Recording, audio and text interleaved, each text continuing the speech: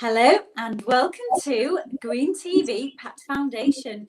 Tonight we are live with Barry Humphries, who's an ex-Apache helicopter pilot from the Army. So, wow, thank you very much for joining us tonight. It's a pleasure, Gail. Oh, thanks ever so much. So, firstly, I'd like to tell us a little bit more about, obviously that's quite a big title there, so if you'd like to tell us a little bit more about who you are and what you do for our audience out there. And then yeah, no problem at all. So I'm Baz. I was an Apache pilot, served all over the world, obviously in places like Afghanistan, which I probably flew over the top of many of you guys that are watching tonight. So I'm pleased to have served you at some point in my life, and hopefully with the drones I can go on to serve you in the future as well. So I left the military today finally, because when I left the main military I joined the reserves, which I finished today, thankfully. So this is my first day out of uniform in 44 years. I'm very, very pleased. So tonight, wow, that's amazing. Now I can concentrate more on the drones, which is the business that I run. I work in the defence industry as well, and UAV8 has been set up by veterans and serving personnel to provide drone training for the UK, and we're probably one of the top providers at the moment in the UK. So that's pretty much me.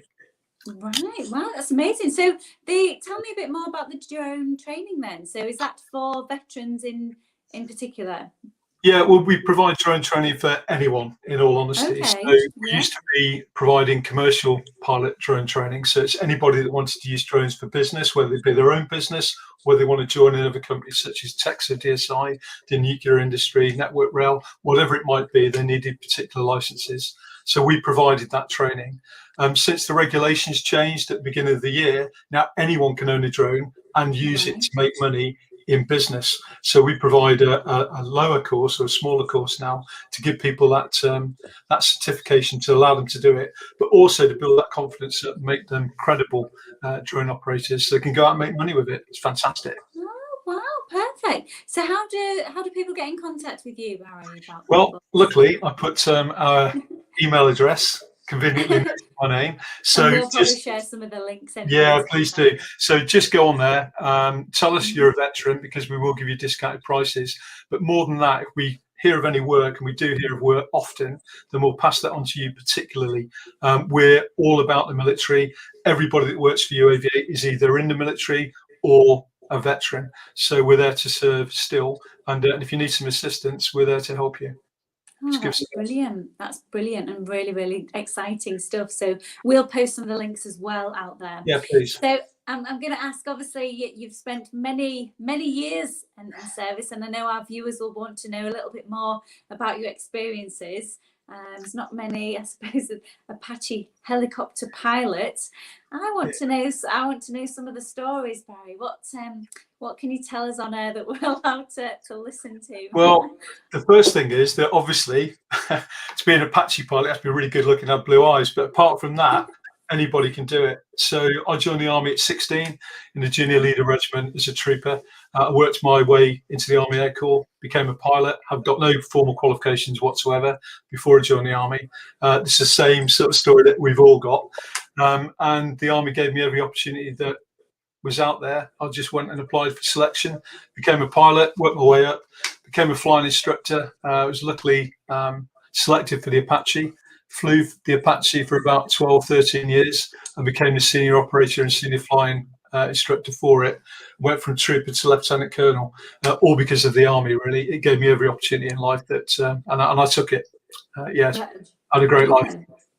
Absolutely brilliant. And it's great that you're leading on now to use those skills and turning those obviously into training for people. There's sort of funny story around that. So I didn't just fall into drones. Two things happened. One, we're in Afghanistan, just overhead Sangin, and we're a pair of Apaches turned up to support a convoy that was under heavy attack. So we started firing, we started doing all the stuff we do. And for some reason, my wing aircraft had to go back to Bastion. So we're there on our own. And all the bullets are flying around as they do. And we're doing what we need to do. As they do. Yeah.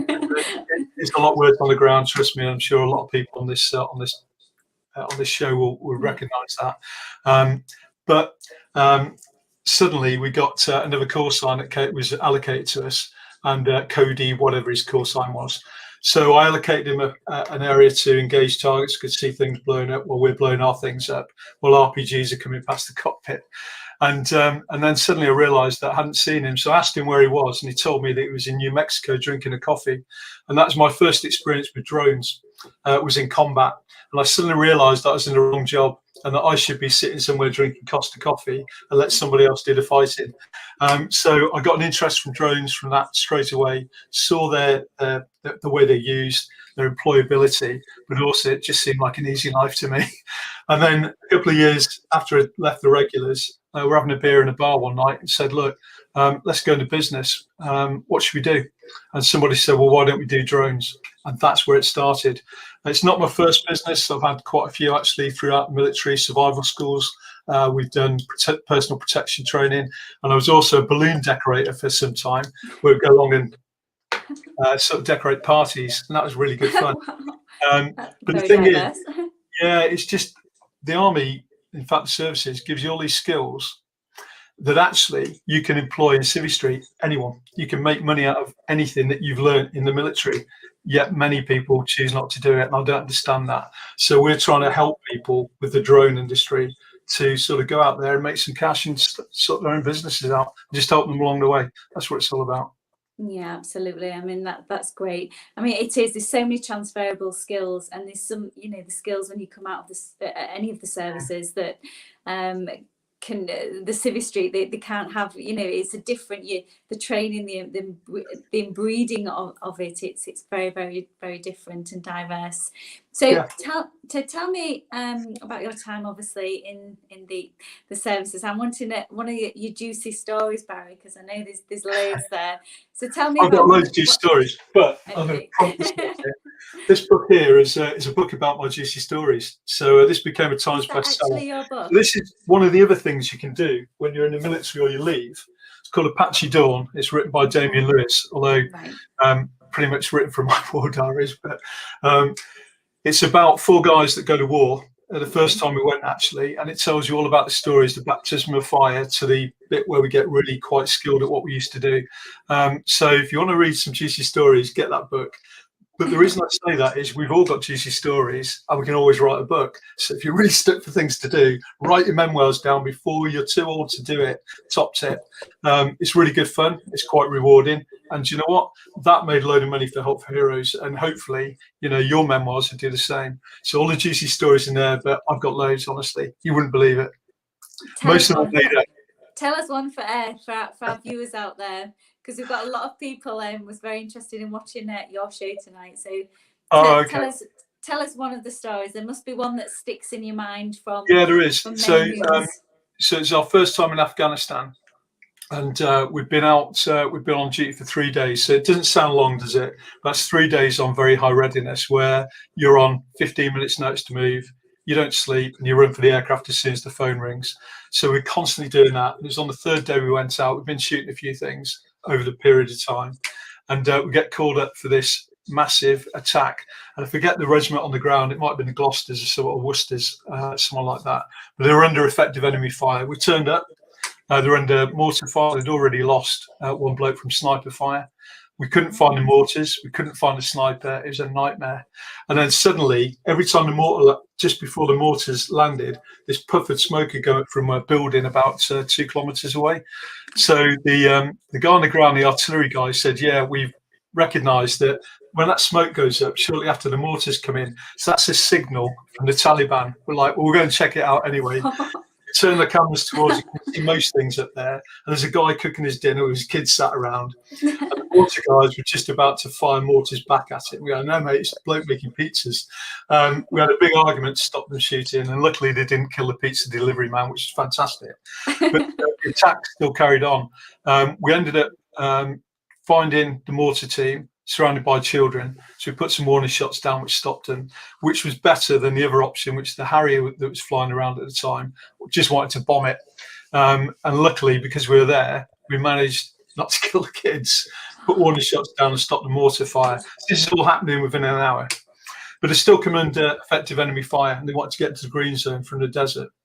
So we decided that we'll try and trick the Taliban. We'll fly off into the desert, because when we're there, they generally put the weapons down, have a cup of tea, and everybody relaxes until we disappear and they start fighting again. So we went to the desert, went low level, spent about 10 minutes out there, and then came back really low and really fast. Just popped up with our sights on what we thought was the sort of building where the snipers were. And lo and behold, there's a guy there looking for a small gap in a wall, which is a little bit odd because he's the only bloke there because all the families and that had already left. Anyway, next to him was a blanket, which is called a Apache, which is an Afghan blanket. I now have an Afghan blanket because they're awesome and I sleep in it all the time. So there's a blanket, but the blanket was stood up on its own, which is a little bit odd. And underneath, obviously, were all the weapons. So we put a load of rounds next to him, 30 millimeters, which are these, which are big bullets. Oh my word. Each one of those, by the way, is like a little hand grenade. So when it goes off, anything within 4 meters, as long as the ground's solid, they all get a bit. We fired 20 of those at a time. To put a load of those around near him, he didn't do a thing. So really brave or very deaf. And next minute, all the Taliban came out of the building, picking up the weapons, started having a fight. We then attacked it. We went back, got a reload, came back again. In the end, I think it's 70 Taliban killed just in that one action. A major Taliban headquarters and QM's device or sort of setup was found. And we also used an F-15 from Mildenhall, not far up here, to drop a 1,000-pound bomb into it. So it's a really fun-filled, action-filled 1 hour.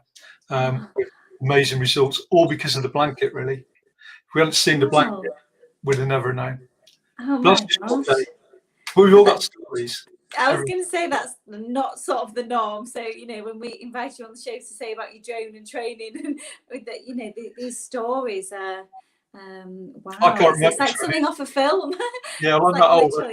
I'm not old. I can't remember training. So I think we had hobnail boots and sort of and really sort of itchy shirts. It was a long time. So what advice would you give to, say, the younger generation, Barry, that are thinking of doing something similar and having a career in this? It's young people nowadays. It's not as they don't readily go into the services. No, they don't. Not as much as they used to. I mean, obviously, you've made it sound exciting and glamorous. Obviously, there's an element that there isn't. Where people's being killed and things. But what would you pass on for the younger generation? The first thing, going back onto that one, they reckon that if your whole army career, 10% is sort of really, really adrenaline rushes. 90% is waiting for that 10%. What I'd say to the youngsters is, get rid of the perceptions about the military. The military isn't all about sort of marching. It's not all about sort of running with big packs on your back. There's a role for everybody now, from the guy that wants to do that to the guy that wants to do cyber technology and space warfare. Everything that you can think of is in the military. And the great thing is, it doesn't matter what your background is, doesn't matter who your mum was, doesn't matter what your name is, doesn't matter how you look. It's all about whether you actually can do the job. And it's about results. So go in there, go with an open mind, break those perceptions, give it a go. Honestly, I joined the army when I was 16, having worked in a factory for 6 months, which drove me crazy and told me never to do that again, ever.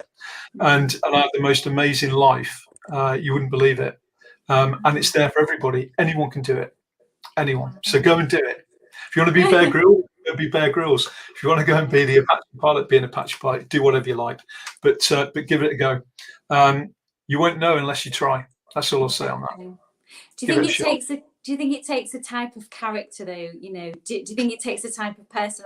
I'm kind of leading up to Matt. The veterans that I place into work, for example, have come out of whether it's the Navy, whether it's the RAF, or they have these personality traits that seem to be different. I mean, you could probably explain that a lot more than. Yeah, I think so. Every book I've read, including mine, actually, we come from broken homes. We leave school with no qualifications. We have real brush with the law. That's the perception of the average soldier or someone that joins the forces. Of course, that's not strictly true. We come from all walks of life. But I think you're right. I think we probably are slightly different. Or is it the military that makes us different in the end? I don't know. I can't remember what I was like when I was 16. I was probably arrogant. I was probably, we all are. Yeah. I don't know, but I do know what it molded me into being, and that was a team player, motivated. and an achiever, and that's true of everybody that goes into the military. I'm sure of it. We are different. We employ military guys within UAV8. I work for a defence company in the UK, and everybody within the element that I'm involved in is ex-military as well. We're all a certain type. Yeah. I don't know. It's difficult, isn't it? Because I saw the adverts, was it last year, about if you're a snowflake, please join the military. So everybody can join. It's all types of people. Yeah. Don't be put off. You kind of join a family. I've noticed you've all got this embedded camaraderie, and that carries on after you've left the forces. I've noticed that I've noticed that with Pat. With the Green Task Force planting trees. There's a continued camaraderie with the guys, and the story sharing, and it's like they're all. That you can imagine them round a table with the beers, obviously pre-COVID. Yeah, not too many. I see a message there. Which pilot's better, Army or Navy? I've just seen. Well, I don't even have to answer that because Army's obviously become before Navy on the question. Army, and I'll tell you the reason why. So there's RAF pilots. I'm sure the Navy guys. There's RAF pilots, there's Army pilots, and there's Navy pilots. Okay. Now, the RAF pilots are just civilians in uniform, as far as I'm concerned. They're completely different. Army pilots, every one of us has been a soldier on the ground first, so we know how to fight. Right. We know all about the guys on the ground. That's it. And I think that does make us slightly different because we appreciate what the guy on the ground's doing, what he's requesting us to do, and therefore we serve him better. And actually, some of the better pilots I've ever seen in my life have been Navy pilots as well. And we've had 2 Navy Apache pilots as well. All right, brilliant. Yeah, brilliant. Army, definitely all the way. Army. Always. That's great. But it's interesting you talking about the differences. It's interesting. If you go on holiday anywhere in the world and you've got a social area such as a bar, it's only a matter of days before the people who are military or are military seem to be sitting in the same corner sharing a drink. I don't know what it is, whether we look different or whether we've got a different, I don't know, persona. But I think you do. I can actually, obviously working with the guys now, and you can tell you walk differently, and it is. It's just it's an breeding and a kind of thing. So, well, thanks ever so much for that, Barry.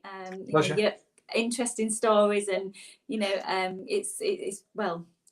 We've just got another before actually I wrap that up. It says, has Barry got any stories from the Army and Navy battles at Twickenham?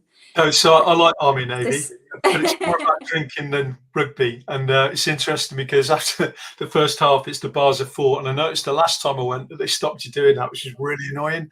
No, I can't remember very much about Army and Navy games. So whoever asked that question, the answer is that there's a little bit of memory loss there. Yeah, very much. But again, great times. And that's one of another great thing about the military is the sporting side. It's brilliant. Yeah, it's the memories that you make. I get that. Yeah. Well, it's your birthday tomorrow, isn't it? Yes, it is. Somebody's put the Navy is still the senior service, so there's still this little rivalry, isn't it? It's quite the way I see it, it's better to look good than be good, and the same applies to that, really. No, I'm not getting sucked into just words. No comment. So it's your birthday tomorrow, Barry. What's your plans? Yeah. Have you got something exciting? The big 6-0. So yeah, the big 6-0. So the best thing is it's the first day out of uniform, 44 years. That's amazing. Wow. So you finished today, is that? That's today. Yeah, can't wait. Wow, well done. And just chill out and not think that I'm 60 and try and think I'm 50, and that'll be fine.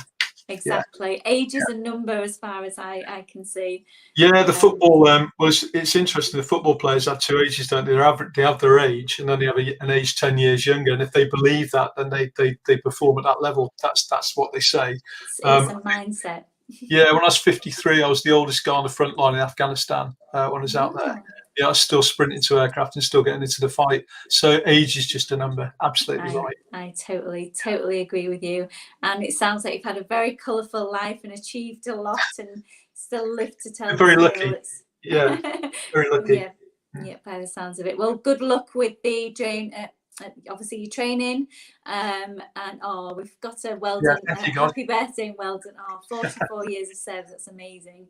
Thank you. And we shall put the links on the obviously the PAT Foundation Facebook and various. Please This do. will, although it's live now, Yeah. we will be recording this and putting it on Pat's YouTube channel, so you know, it will get out there and people can listen. I'll pop it on mine as well, and get the word out there. This is what the whole idea of the whole channel is, really. So. Yeah, happy. I mean, the drone side of life, you'd be surprised how cheap it is now. It used to be over £1,000 for the course. It went down to 230 when they changed the rules, and now it's £40 plus VAT, with the cheapest in the UK. Oh, wow. Not because we're cheap, but because actually we want to do people a favour and get them out of lockdown. And for vets, it's £38, and it's not a massive discount, but it matters, and your service matters, and that's the reason we recognise it, even though it's a small amount. So £38 plus VAT, you could get a certificate. It's valid for 5 years and allows you to use your drone in places you can't use it without. So yeah, why not do it? And what an interesting, exciting thing to do as well. So yeah, it's cool. Right. Yeah, it's really cool. And it's not just boys; girls can use them as well. Well, exactly, exactly. It's the modern day world, isn't it? Oh, well, thanks ever so much for coming on the show tonight, Barry. I really appreciate it. Thanks everybody for listening. Join in on Thursday. We've got another show. We'll post some links out on that. And in the meantime, have a great birthday tomorrow. Well done on 44 years service. I've been Gail Acaster. Bye for now. Bye.